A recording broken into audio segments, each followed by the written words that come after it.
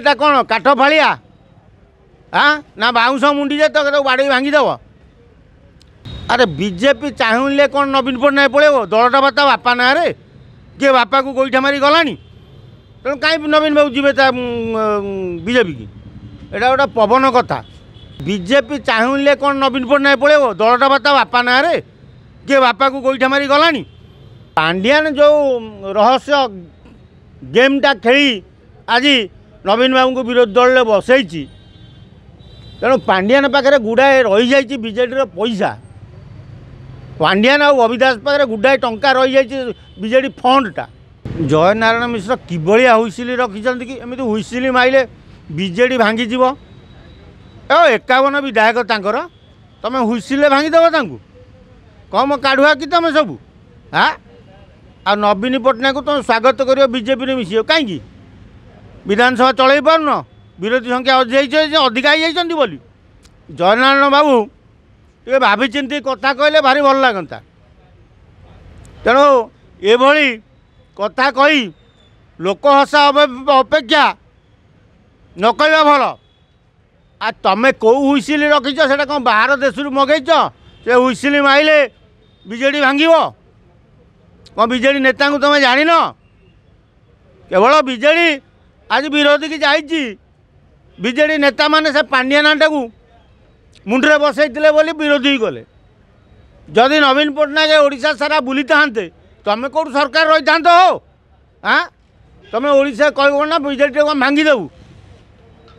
ବିଜେଡ଼ିଟା କ'ଣ କାଠ ଫାଳିଆ ନା ବାଉଁଶ ମୁଣ୍ଡି ଯେ ତ ବାଡ଼େଇ ଭାଙ୍ଗିଦେବ? ତେଣୁ ନବୀନ ବାବୁ କାହିଁ ବିଜେପି କି ଯିବେ? କ'ଣ ପାଇଁ ଯିବେ? ତାଙ୍କ ବାପା ନାଁରେ ଦଳ। ତେଣୁ ବାପା ନାଁରେ ଦଳକୁ ଛାଡ଼ିକି ସେ ତୁମ ବିଜେପିରେ ମିଶିବେ? ଏଇଟା ଲୋକ ହସା କଥା ନୁହଁ। ତେଣୁ ଯେତେବେଳେ ଯାହା ଗଣମାଧ୍ୟମକୁ କହୁଛ ଜୟନାରାୟଣ ବାବୁ, ଟିକେ ଭାବିଚିନ୍ତି କୁହ। ଏଇଟା ସମ୍ବଲପୁର ନୁହଁ, ଏଇଟା ରାଜଧାନୀ। ଏଠି ରାଜଧାନୀରେ ସବୁ ହାଇଫାଇ ଜନ୍ତୁ ଅଛନ୍ତି। ତୁମର ଏଇ ଯେଉଁ ବାସପଟିଆ କଥାକୁ ଲୋକ ବାଏଁ ବାଏଁ ଉଡ଼େଇଦେବେ। ତେଣୁ ଠିକ୍ରେ କୁହ, ଠିକ୍ କଥା ହୁଅ। ସରକାର କହିବ 5 ବର୍ଷ ସରକାରକୁ ଆଇଛ, 5 ବର୍ଷ ରହିବା ଭଳିଆ କଥାବାର୍ତ୍ତା କର। ଏ ବାସପଟିଆ କଥା ବନ୍ଦ କର, ନହେଲେ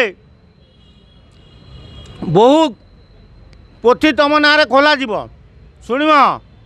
ତେଣୁ ଆମେ ତୁମକୁ ଆଗରୁ କହିଦେଉଛୁ ଜୟନାରାୟଣ ବାବୁ, ଯେତେବେଳେ ମିଡ଼ିଆ ଆଗରେ ବାଇଟ୍ ଦେଉଛ ଟିକେ ଆଗ ପଛ ବିଚାର କରିକି ବାଇଟ୍ ଦିଅ। ଆରେ ବିଜେପି ଚାହିଁଲେ କ'ଣ ନବୀନ ପଟ୍ଟନାୟକ ପଳେଇବ? ଦଳଟା ବା ତା ବାପା ନାଁରେ, କିଏ ବାପାକୁ ଗୋଇଠା ମାରି ଗଲାଣି? ତେଣୁ କାହିଁ ନବୀନ ବାବୁ ଯିବେ ତା ବିଜେପି କି? ଏଇଟା ଗୋଟେ ପବନ କଥା। ଆରେ ପାଣ୍ଡିଆନ ଯେଉଁ ରହସ୍ୟ ଗେମ୍ଟା ଖେଳି ଆଜି ନବୀନ ବାବୁଙ୍କୁ ବିରୋଧୀ ଦଳରେ ବସେଇଛି, ତେଣୁ ପାଣ୍ଡିଆନ ପାଖରେ ଗୁଡ଼ାଏ ରହିଯାଇଛି ବିଜେଡ଼ିର ପଇସା। ପାଣ୍ଡିଆନ ଆଉ ଅବିଦାସ ପାଖରେ ଗୁଡ଼ାଏ ଟଙ୍କା ରହିଯାଇଛି ବିଜେଡ଼ି ଫଣ୍ଡଟା। ତେଣୁ ବିଜେଡ଼ି ବାଲା ଆଉ ରାସ୍ତାଘାଟ ପାଉନାହାନ୍ତି। ନବୀନ ବାବୁ ଓଡ଼ିଶା ସାରା ବୁଲିବା କଥା, ବୁଲି ପାରିଲେନି। ପଇସା ନାହିଁ, ପଇସା ଗଲେ ଦରକାର ହେବ। ଆଉ ବାବା ପାଣ୍ଡିଆ ଆଉ ବବି ତ ଛାଡ଼ୁନାହାନ୍ତି, ଆଉ ପଇସାଟାକୁ ମାଡ଼ି ବସିଛନ୍ତି। ଆଉ ତେଣୁ ସେ ହେଲେ ହଁ ବିଜେଡ଼ି ଦଳଟା ଗୋଟେ ଭାଙ୍ଗି ଫାଟି ଫୁଟିଯିବ। ଆଉ ଇଏ ହୁଇସିଲି ମାରି କୁଆଡ଼େ ଭାଙ୍ଗିଦେବେ? ଆଗ ଜୟନାରାୟଣ ବାବୁ ବିଜେଡ଼ି ନାଁରେ ଯେତିକି କେଳେଙ୍କାରୀ ଅଛି ତାକୁ ବାହାର କରୁନ, ଦେଖିବା। ତୁମେ ଭାଙ୍ଗିବା ଦୂରର କଥା, 5ଟା 10ଟା MLA ବାନ୍ଧି ପୁରଉନ। ତାଙ୍କ ନାଁ ତ ଦୁନିଆ କେଳେଙ୍କାରୀ ଅଛି। ଖଣି ଚୋରି, ପାଣି ଚୋରି, ବାଲି ଚୋରି, ବ୍ଲାକ୍ ରୋଜ୍ ଚୋରି, ଆଉ କେତେ ତୁମ ପାଖରେ ଥାନ୍ତା। ଚିଟ୍ଫଣ୍ଡ ଚୋରି ସବୁ ତ ଅଛି। ଖୋଲୁନ କାହିଁ ସେକୁ? ଆଉ ଖାଲି ଏ ବାସପଟି କଥା କହିଲେ କ'ଣ ଲାଭ? ଖୋଲିକି ବାନ୍ଧ। ହଁ ଜାଣିବ ବିଜେଡ଼ି ଭାଙ୍ଗିବ। ବିଜେପି ସଲା ସୂତ୍ରରେ ଚାଲିଛି। ନହେଲେ 51 ବିଧାୟକ ଥାଇ ବିଧାନସଭାରେ ବିରୋଧୀ ଦଳ ହିସାବରେ ସେମିତି ଦବଦବା ଦେଖାଇଲେ ନାହିଁ। ତେଣୁ ବିଜେପି ସୁରୁଖୁରୁରେ ବିଧାନସଭା ଚଲେଇ ଅଧା ରାସ୍ତାରେ ବନ୍ଦ କରି ପଳେଇଲେ। ତେଣୁ ଦବଦବା ନାହିଁ। ତେଣୁ ବିଜେଡ଼ିର ଯେଉଁ ନେତାମାନେ ଯେମିତି ଉଠେଇବା କଥା ପ୍ରଶ୍ନ କାଳରେ କିଛି ଉଠେଇଲେନି। ସେଟିଂରେ ପୁରା ସେଟିଂରେ ଚାଲିଛି ଯେ ତୁମେ ଏ 5 ବର୍ଷ କର, ଆମେ ଆର 5 ବର୍ଷ କରିବୁ। ସାଧାରଣ ଜନତା 4.5 କୋଟି ଓଡ଼ିଆ ବୁଝିପାରୁନାହାନ୍ତି ଆଙ୍କ ଚାଲ।